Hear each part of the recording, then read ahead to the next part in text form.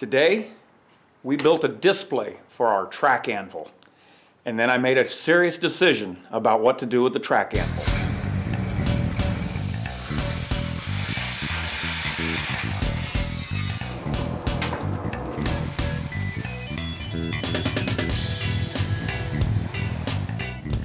Hey YouTube, you hear that in the distance?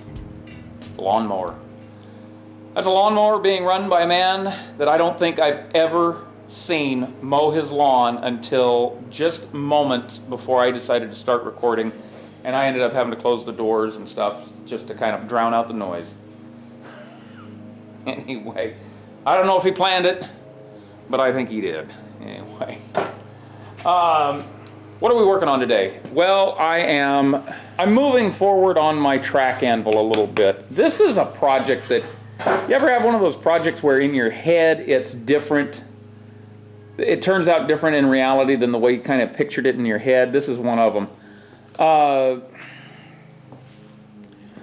I went out, the other day we were on went for a bike ride, and we found this tie plate, which happens to be the exact right size tie plate that I need for this size track. The problem is, of course, I only found one, and one is not quite enough,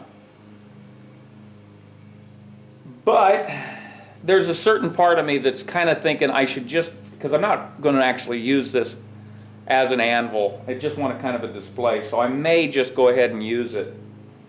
I don't know what I'm doing.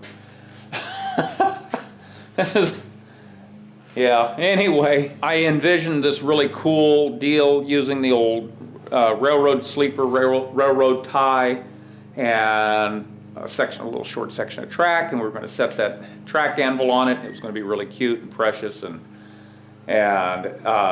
what's turning out is the railroad sleeper, the railroad tie is pain in a butt to cut because I don't exactly have the best. I tried the bandsaw, the metal cutting bandsaw, and the problem with it is I have metal cutting blades for it. I don't have blades that'll clear out that much material, so it kind of packs off and then it just doesn't move, and it was going to take forever. So the best thing I've got to cut it now is my reciprocating saw, the Sawzall. That's a quarter cable, so it's not Sawzall, but whatever. So I'm picturing in my head a length of railroad tie, and then I don't know. I'm torn. I'm kind of thinking I may just go ahead and use the one tie plate and just use it as it is, because I'm just not sure that it's going to make that much difference. I mean, it'll still hold it down and it'll look kind of cool, and that's kind of the point of the whole thing, is just a display to kind of show it off. But I don't know. I don't know what I'm doing. Anyway, whatever we're doing, let's get started.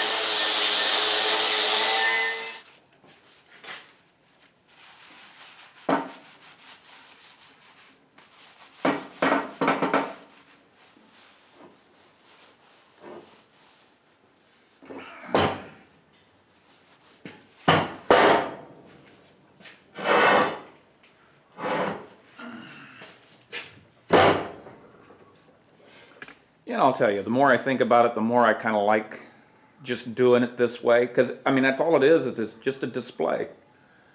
And actually, I'm kind of thinking I know what I might want to do with it. All right, I think what I want to do next is I want to get my big burner out, my propane burner, and I want to char the end of this, well, both ends because I cut them. I think I'll clean up some rail spikes, and we're going to drive those in, and then we'll worry about maybe making some sort of legs for it.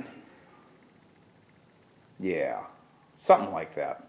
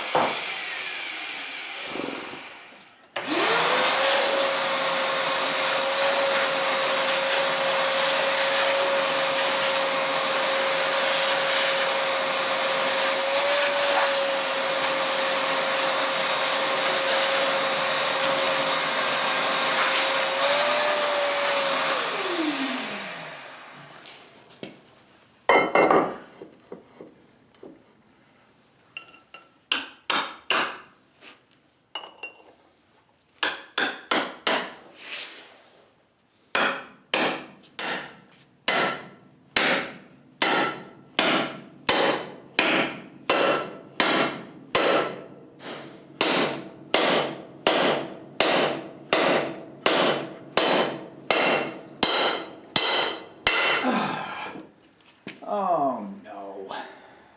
Crud. Alright, well, I think that's all I'm getting done with it tonight. Yeah, I've run out of... I was sealing the timber with boiled linseed oil, the sleeper railroad tie. I was sealing it with boiled linseed oil. I've kind of run out. The most horrible thing, so these spikes I just drove in, and one of the things I was worried about was it might split such a short length of timber, and so the 4 inside ones I pre-drilled, I don't know, just like 9/16 or something like that, just enough. I was hoping that it would still grip without splitting, and yet it split right there. Nice big ugly thing. So I haven't decided. That's the only major split. Kick that stupid thing out of the way. Anyway, that's the only major split that happened.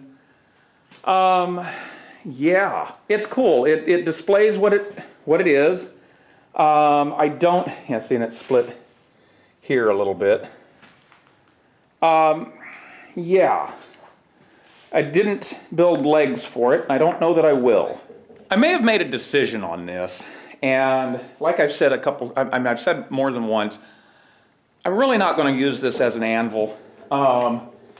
It's very wibbly wobbly, and I think that's because I may have the wrong track, and or I have a suspicion.